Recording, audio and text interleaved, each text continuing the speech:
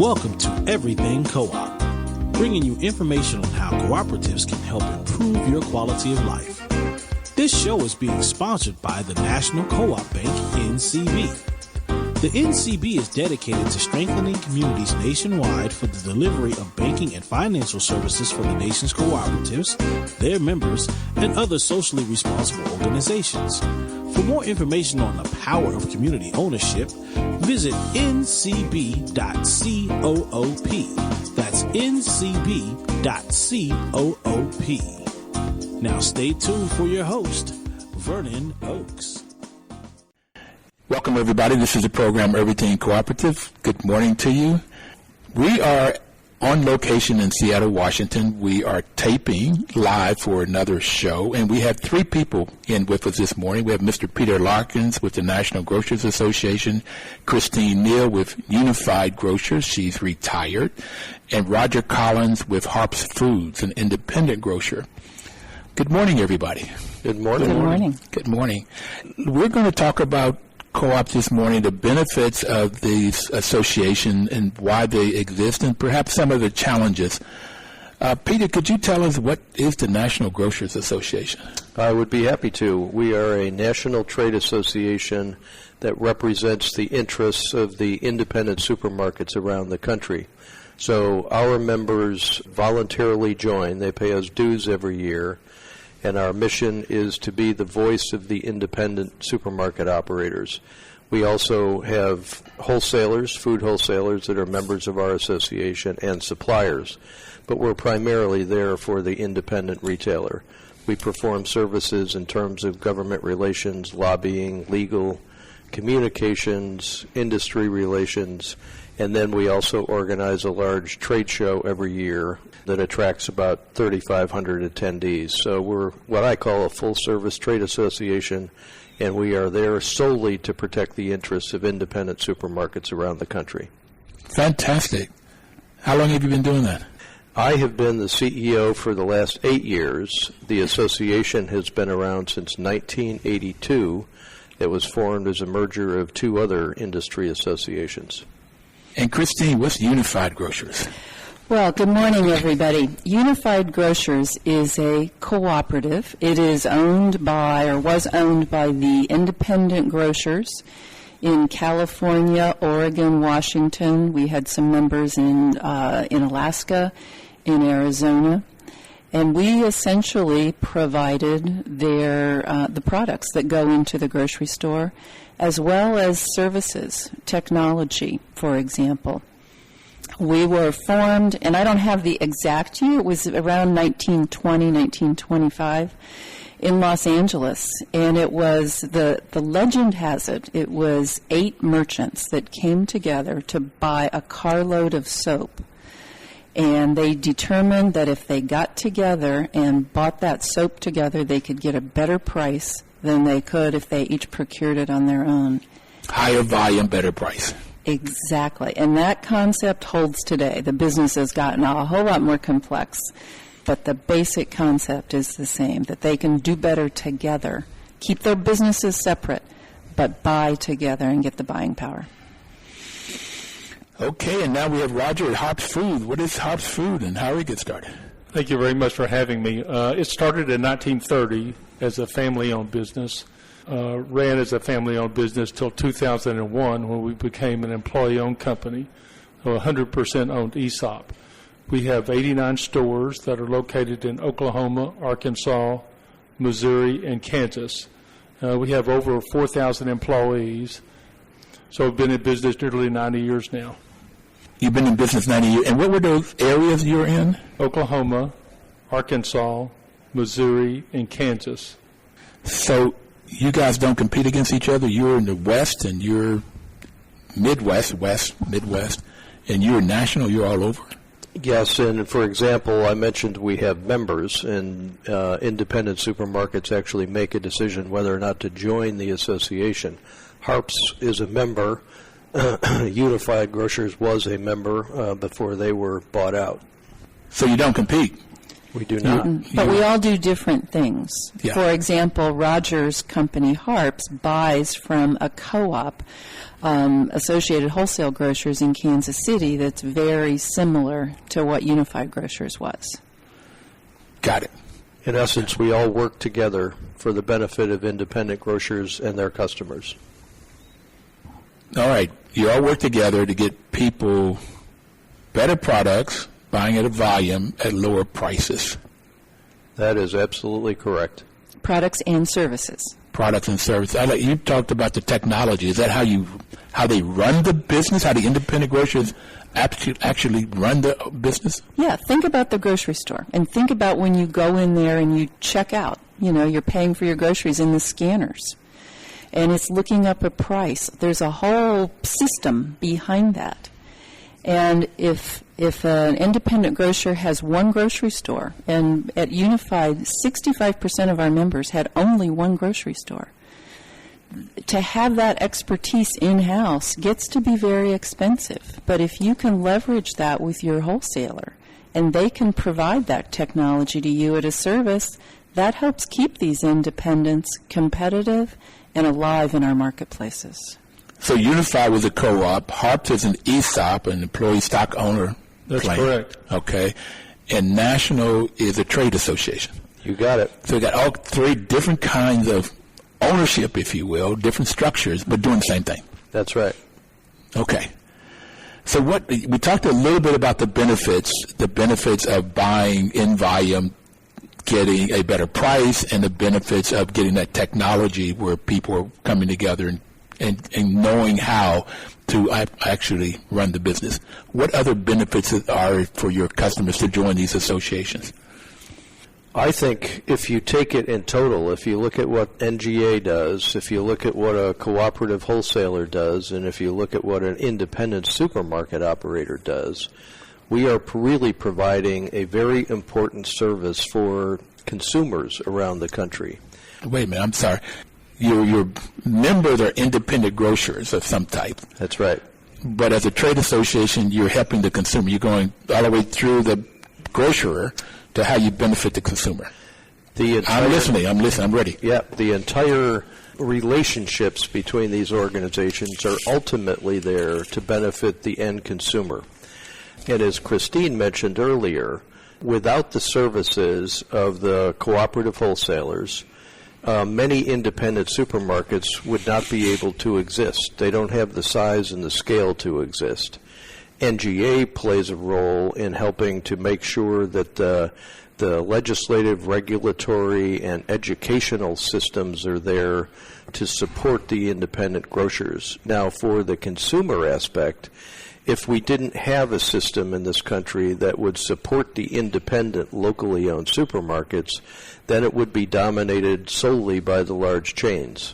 For example, in Rogers' backyard, he has one of the world's largest, the Walmart company. But there are other national chains that, again, without the ability for independents to thrive, they would be the only option for a consumer. We think it's important to preserve the independent supermarkets, locally owned, community-based supermarkets around the country, and that's really what we all do. So that the consumer has a choice. Yes. Exactly. Go to the independent grocer or go to Walmart, if there's a Walmart, or a Kroger's or Safeway, or... That's right. It used to be Piggly Wiggly in Bluefield, West Virginia, but I don't know if they're still around. They still have Piggly Wiggly. They do? Okay. I wonder where they got that name from. Anyway, thank you, Roger. Christine, do you have food cooperative businesses, food co-ops as members of these? Yes. Not a lot, but the food co-ops would buy from us. They also bought from another co-op, National Co-op Grocers, which was similar to Unified Grocers, and they're still there, but they carried a much more extensive line of the natural organic products. We carried some of that, but not like the National Co-op Grocers. So there's co-ops in the food industry all over the place. We bought from cooperatives. We bought from the dairy co-op. We bought our milk. We actually had a dairy. We bought our raw milk there. and would process it in our dairy plant in Southern California. We bought our private label from a national co-op where they had a number of members, and again, it was all about leveraging that buying power to be competitive. And I'm sure there was more co-ops that we bought from, but those are two that come to mind. What about you, Roger, and Harps? Do you all buy from cooperatives?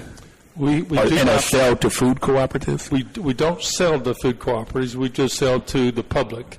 But Walmart is our home office. Our home office is 20 minutes from where we live. And so their strategy is to be the lowest cost provider of groceries. So we have to have low cost product or we cannot compete with them. If we were buying from a company that wasn't a co-op, they would have a profit margin on top of the cost of groceries.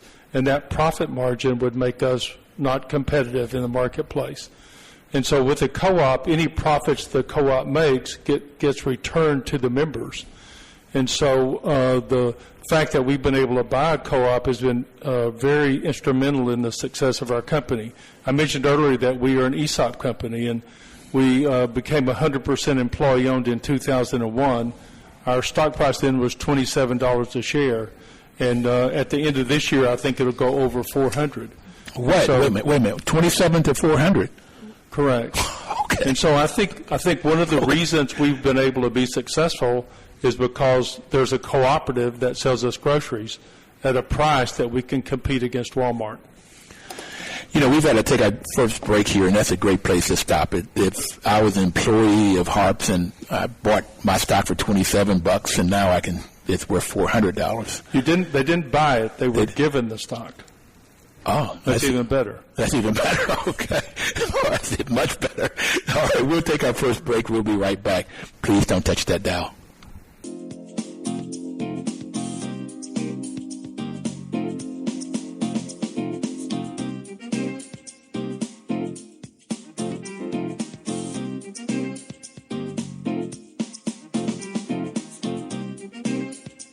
Washington, D.C.'s News Talk, 1450 AM WOL and 95.9 FM.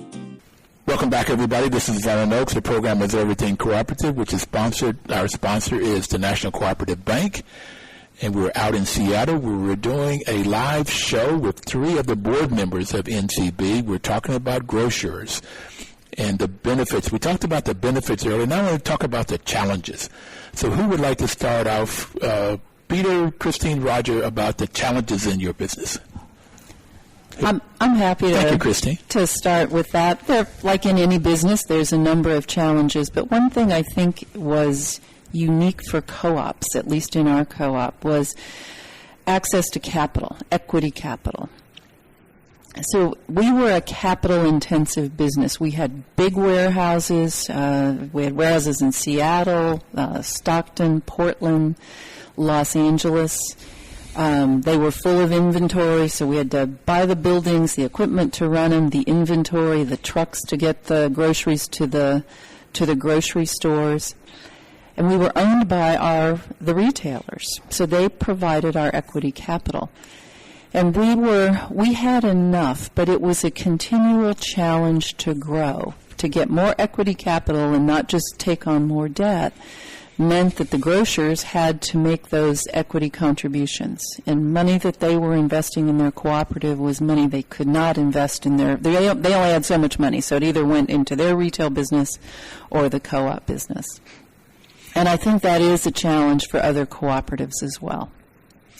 Yeah, I've heard on the program before, access to capital is a critical piece for a cooperative, no matter if it's a housing co-op, a grocery, or any particular co-op. Access to capital. And that's one of the things that NCB helps out with a lot.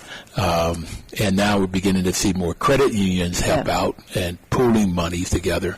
And I'm reading a book now on local investing, how to get more and more people. Christine? Yeah. NCB was certainly a provider of capital to our company and to our members, and really was instrumental in a number of members in helping them get from that first store to 2 stores, which is a big step for an independent to go from 1 to 2 stores. But that's all debt capital, and it's that equity capital piece that first layer of the capital stack that is challenging for co-ops. Okay. Peter or Roger, did you all find that same issue with capital? I think that is a problem. I think another problem is that every member is different. Christine talked about having a number of one-store operators, and Harps has 89 stores. So the needs of a guy who has one store versus the needs of a company that has 89 stores are totally different. For example, they may need help with operations. They may need help in running their company, and Harps just wants to get the lowest cost of product. So you have different size members that have different needs. So what was your challenge with 89 stores? Employees? I think our biggest challenge we had was just trying to compete against Walmart. As I said earlier, their home office was close to ours. They didn't sell any groceries until the early 1990s, and now they're the largest grocery retailer in the United States. So they have a strong reputation for low prices. So that's tough to compete with that. Okay, they've got low prices. What about quality? How do they compete on that, or how do you guys compete on quality of goods or organic? Well, that's the sale we can't let them make, that they have good quality, as good a quality as we do. So we try to advertise our quality and our service and our freshness, and so that's a really important thing for us in competing against Walmart. And we try to be competitive on price, but we also try to sell to people the things that we really have that they don't. Roger, thanks. Peter, anything? What are your challenges? Yeah, there are a few things, and this is in general about the industry. Let me start with the cooperative wholesalers, because there's been quite a bit of change over the last several years. You know, you heard about Unified as a cooperative being bought out. All right. There are pressures all over the country for that same thing to happen. There have been 3 or 4 cooperatives that have been bought by the large for-profit wholesalers. And part of that is just because of size and scope. If you think back to the history of Unified, and what Christine talked about is 8 grocers getting together to buy a truckload of soap. Well, it was a carload, by the way. Wouldn't that be? Yeah. Okay. So you take that, and then you over the next, the last century, the whole cooperative wholesalers have gotten bigger, and they're doing much more sophisticated things, but they're competing with giants in this industry.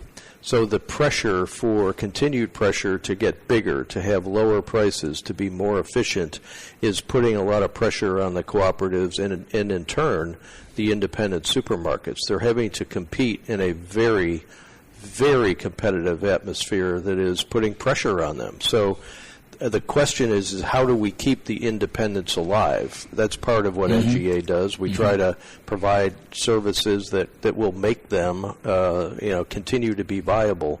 But you can't neglect the fact that it's getting harder every single day. There is another thing, though, that's happening in the marketplace that puts independents, both the cooperative wholesalers and the individual retailers, at a disadvantage. Is some of our supplier companies, the large consumer product good companies, have now gone with what they call a channels of trade approach to the marketplace. So the cooperative wholesalers and the retailers may not be able to buy the same kind of packages and products that are being sold to Walmart or to Costco or to dollar stores. They have said, we have certain products that are available to you because you're in the independent channel, and then we have a different set of products that are available to the club stores or the warehouse stores or the dollar stores or even drug stores. And that is causing some problems in the industry, because who's to say that Roger, should he want to, should be able to have access to those so he can compete on a level playing field. So that's one of the issues that we work on at a national level. But if you really think about it, the size and scope, you've got Amazon, who's now a major player in the grocery business. They bought out Whole Foods, right? They did, and they did that so they would have some brick and mortar stores around the country for a variety of different reasons. But I guess the overall message that I'm trying to get across is that we're in a very challenged, disruptive industry, and frankly, it's not getting easier, it's getting harder. So we have to work harder to preserve our ability to have those local stores. So we're trying to get food to an individual household, the best quality food at the best possible price.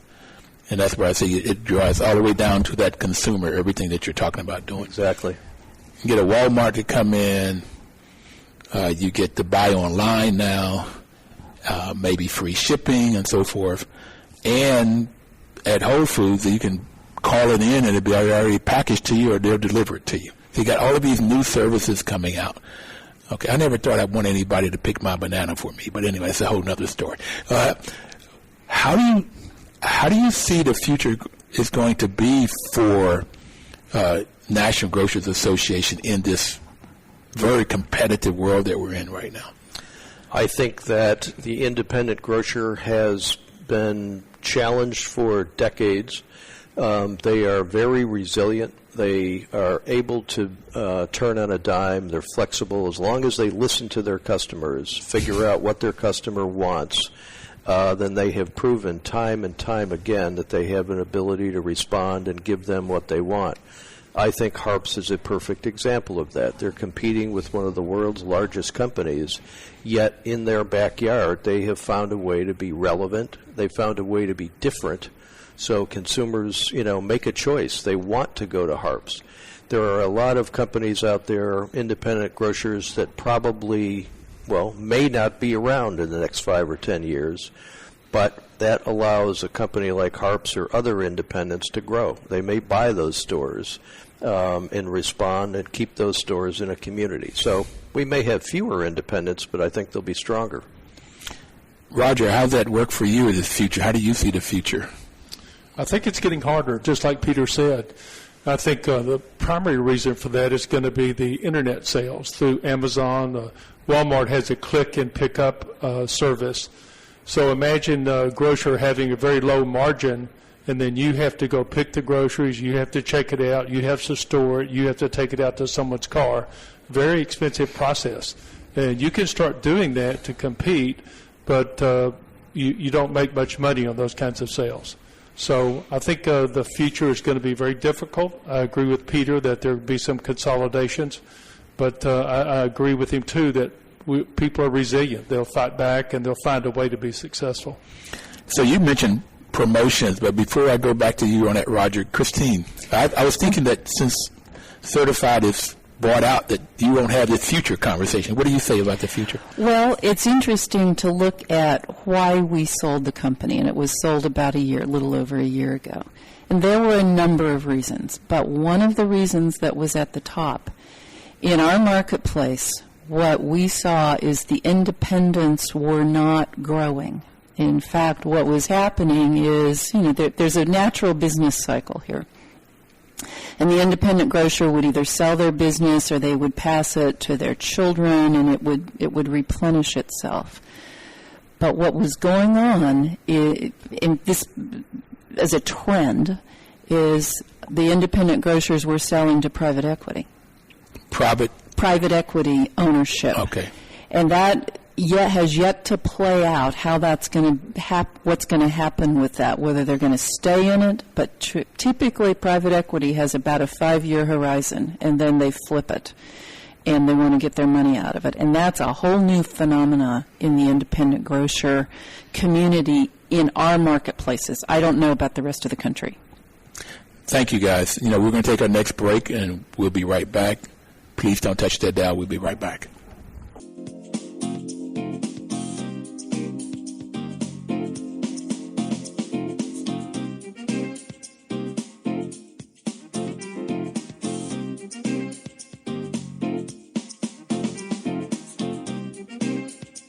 Washington, D.C.'s News Talk, 1450 AM WOS and 95.9 FM.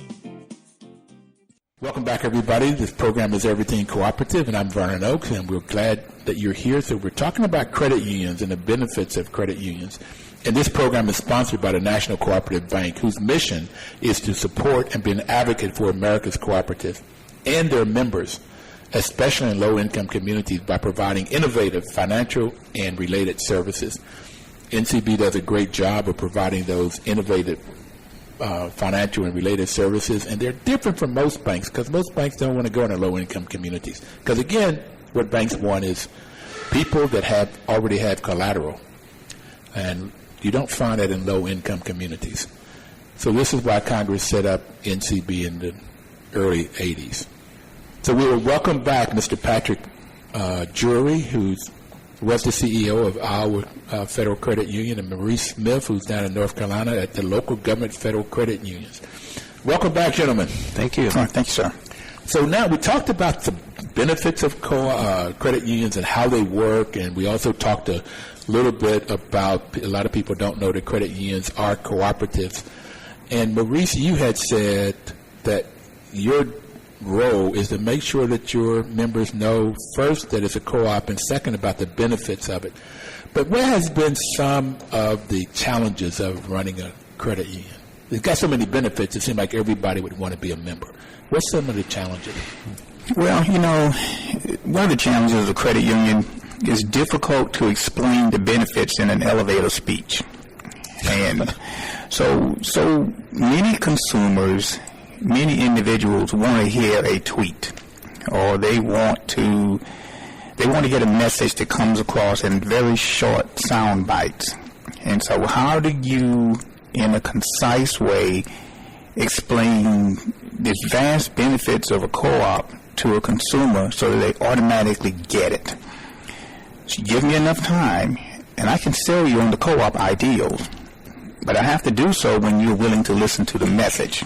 And so one of the challenges we have is making consumers aware of who we are as institutions, the benefits of a credit union co-op, and why consumers should, very seriously consider the proposition that we have to offer to them. And so as we advertise and promote our services to our field of membership, there's a balance, and we'd rather talk about the philosophical side of the credit union first. Because if I can capture your heart, then it's easier to capture your head later to have you think about rates and fees and terms and things along that line. So we're forever trying to find the right balance on how to get the message across that we are a different kind of institution, why it's important that consumers, understand who we are, consider what we do, and try to make that relevant as individuals try to make decisions about what financial products to use for themselves. Okay, so Maurice, I got that in North Carolina, and I get that's the way people are down there. Pat, is that the same way out now? Or?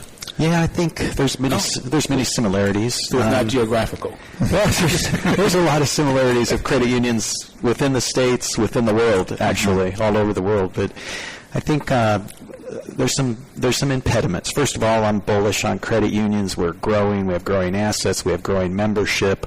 We're making loans. We're safe and sound. So credit unions definitely have a bright future, but there are challenges.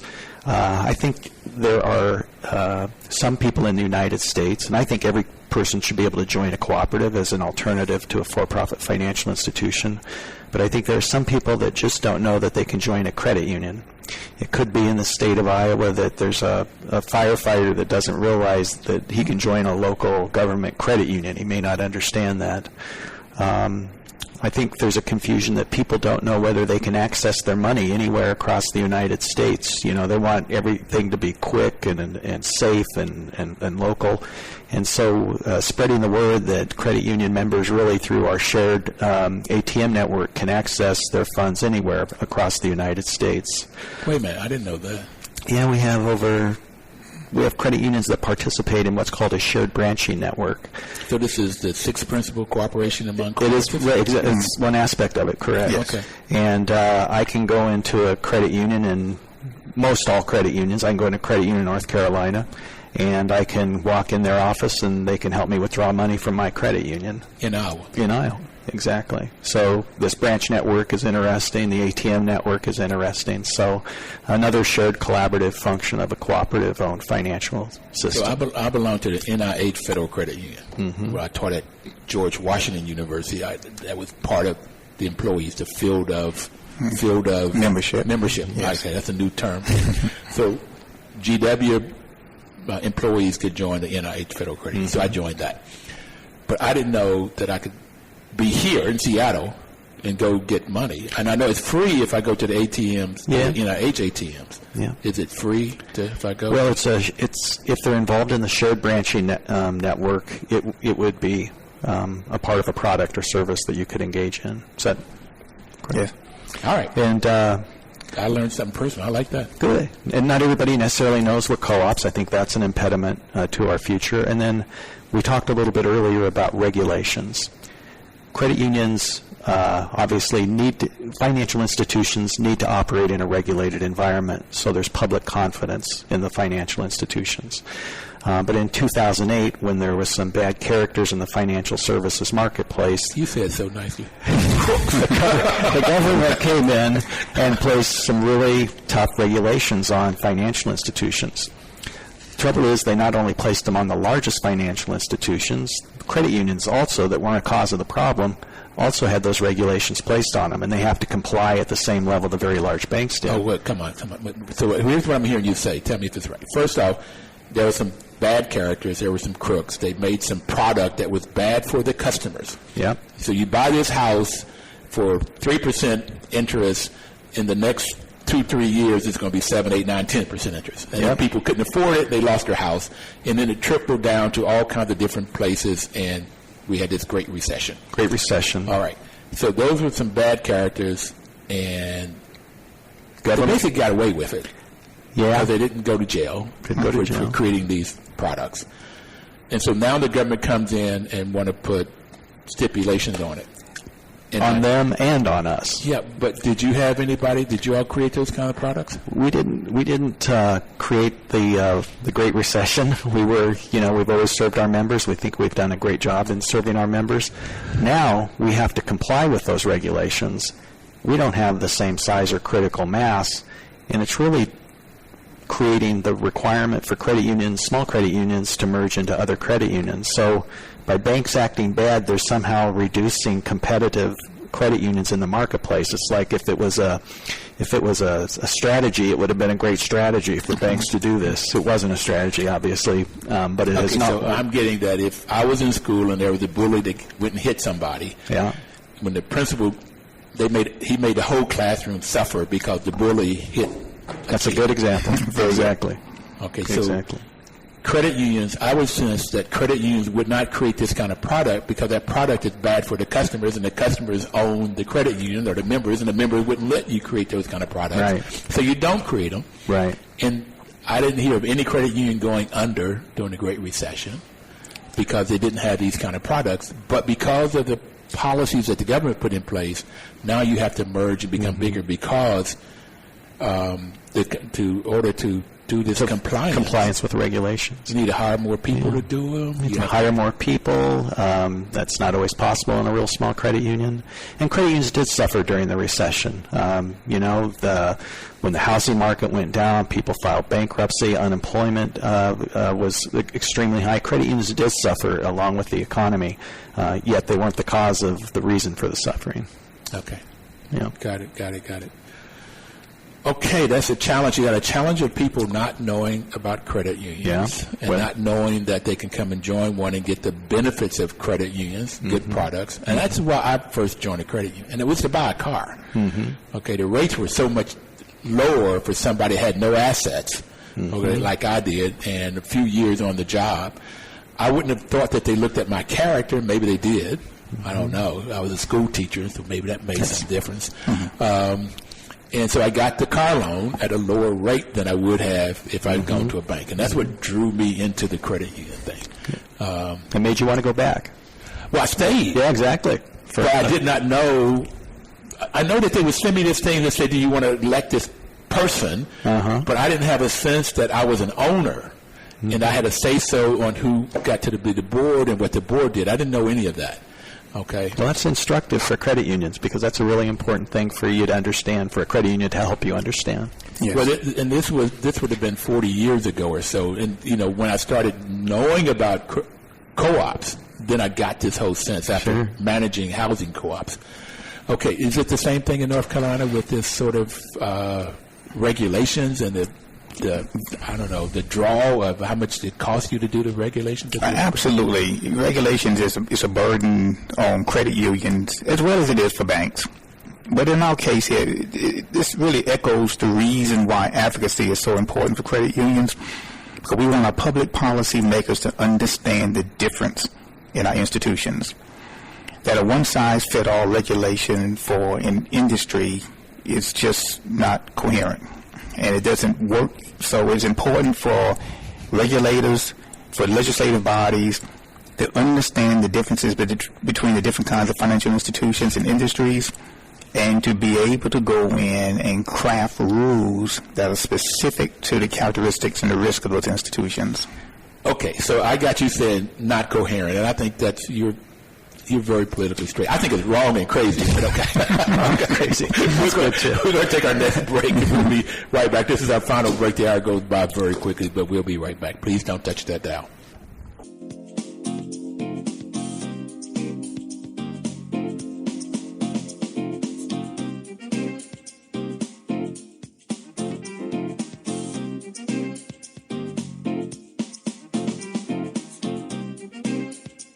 Washington, D.C.'s News Talk, 1450 AM WOS and 95.9 FM.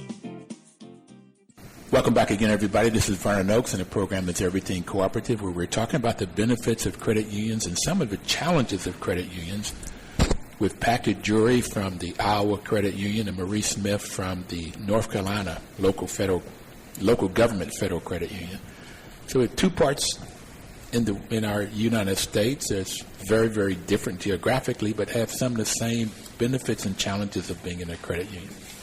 So we were talking about the challenges of this credit union, and Maurice was talking about advocacy. Advocacy being working with government institutions, government politicians, so that you can get the kinds of policies in place.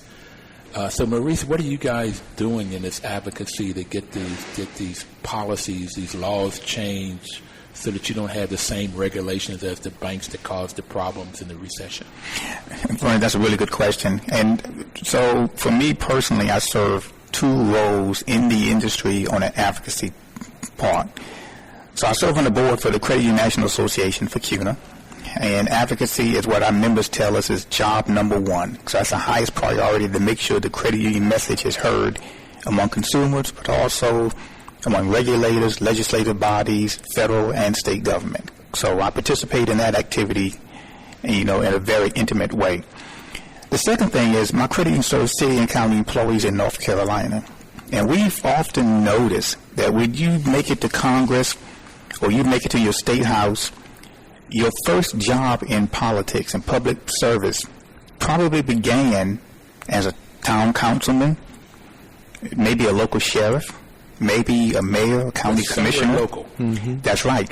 So the individuals we are serving today are future state and national leaders. I need to have conversations with them. If you are the local city attorney, about what a credit union is, because you might be attorney general one day. I need to have a conversation with a mayor, because you might be our next congressman.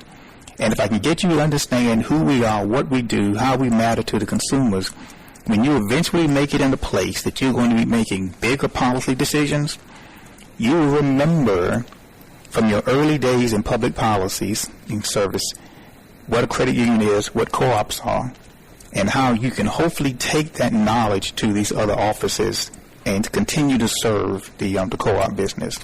And Pat, what are you guys doing?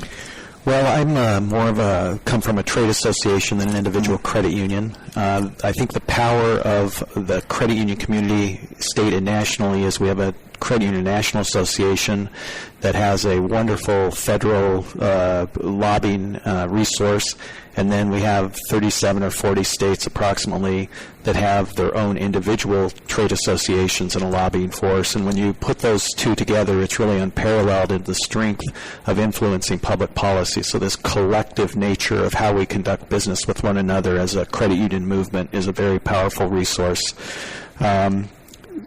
And we do it primarily through lobbying, professional lobbyists, in each state and in Washington, D.C., grassroots lobbying from our members willing to communicate with their elected officials about the ideas that they consider most important.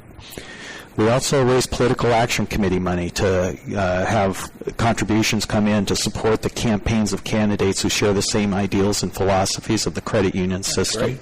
Okay. And then we have public affairs and public advocacy work for the media that helps get the message out about credit unions. So it's we have things going on at the local level, the state level, and the national level to try to protect credit unions, all with the foundational spirit of improving the financial lives of consumers. That's what it all boils down to in the end.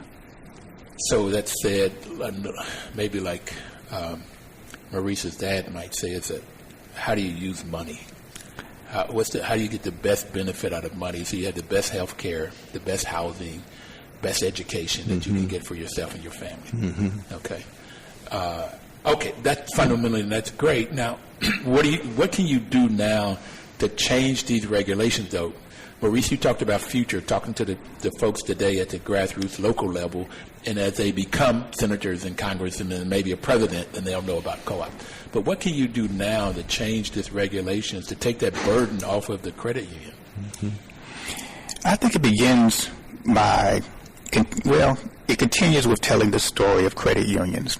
So if I go to Washington, D.C., or to our state capital in Raleigh and talk about credit unions, our public policy makers are courteous enough to listen to me. But I'm supposed to say nice things about the credit union. It's my occupation. But when I can bring some average citizens, average members who are not paid, lobbyists, their job. They're not, smooth and suave, and they don't have always the right words to say, but they tell a story, and they tell how this credit union rescued them, or it helped their community. That's a persuasive argument to make. And so part of my job is to rally our membership to tell the story, and keep telling the story to their neighbors, to the elected officials, to their church members, to their family members about the benefits of co-ops and credit unions, because I believe that's what changed hearts and minds. Yep. So it's how you get institutions also working. And during the civil rights in the 60s, it was the black church that paid the big piece. And I've been trying to get Reverend Barber. So maybe you can help me in that. He's from North Carolina. I've been trying to get him ever since I heard him at the National Democratic Convention on the show, or to get him to know about, when he started talking about this Poor People's Campaign, to know about co-ops, because for me, he has the right sort of view of how to help poor folk, but he doesn't have the financial piece. And to me, the financial piece is the credit union. It's co-ops, and credit unions are part of that for the financial side, and worker co-ops is another part of it, get people to start their own businesses. Yep, exactly. So maybe you can help me get Mark on the show, or get him information about, so you work with the politicians, the religious groups, whatever groups that we can get to listen to about credit unions. Anything else you want to add, Patrick and Iowa, what you all do to change this sort of whole dynamic? Well, government moves slowly, and it's an incremental process. And I think that members communicating with Congress in the manner that Maurice described is going to be the most effective long-term way that we change minds in Congress about the types of regulations credit unions need in relationship to the types of regulations the bank need. So you guys have been working with the individual people, and in particular, Maurice, with people coming in to make loans, and then how do you manage a staff in a business of a credit union, and then advocacy of working with governments or other institutions to know about credit unions. Do you like what you do? That sounds like a lot. Do you like it? Vernon, I love what I'm doing. And I don't use the word love in a flippant manner. I am doing what I'm supposed to be doing in my life. This is my life's work. And started at 12 years old. We started at 12 years old, yes, sir. A few years ago. A lot of years ago. Yes. What makes you love it? And I think I know the answer, but I want to ask you anyway. We really do make a difference in people's lives.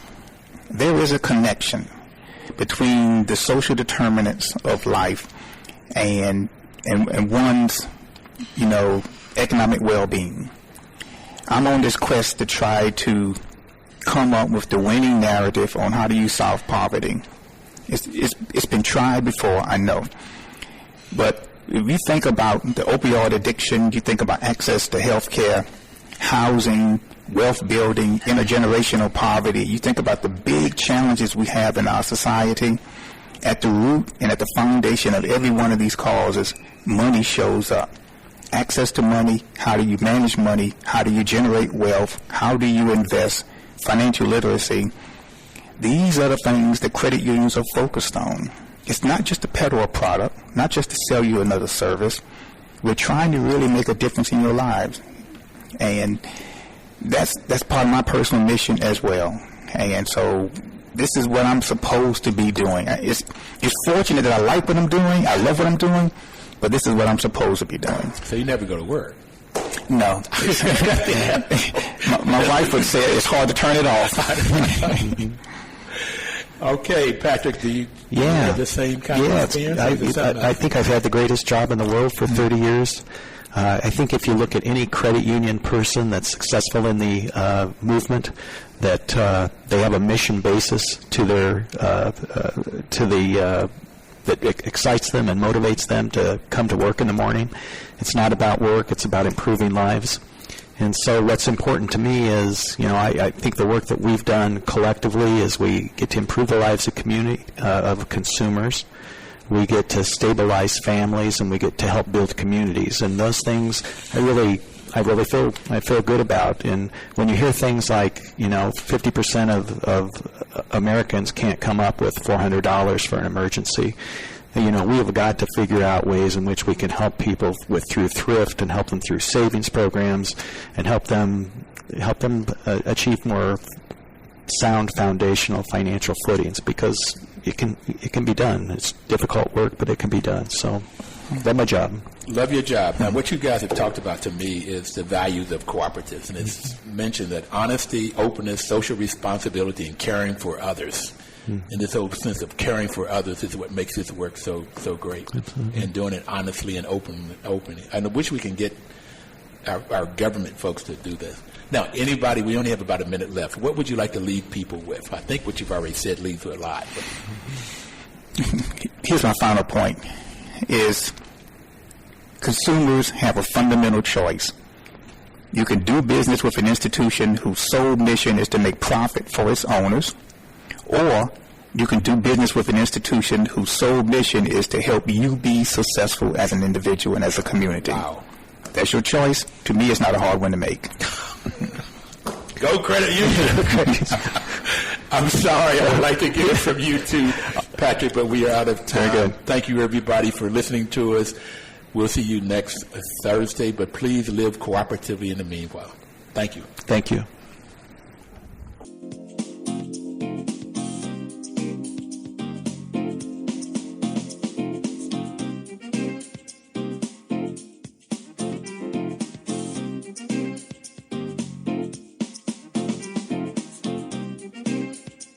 Washington, D.C.'s News Talk, 1450 AM WOS and 95.9 FM.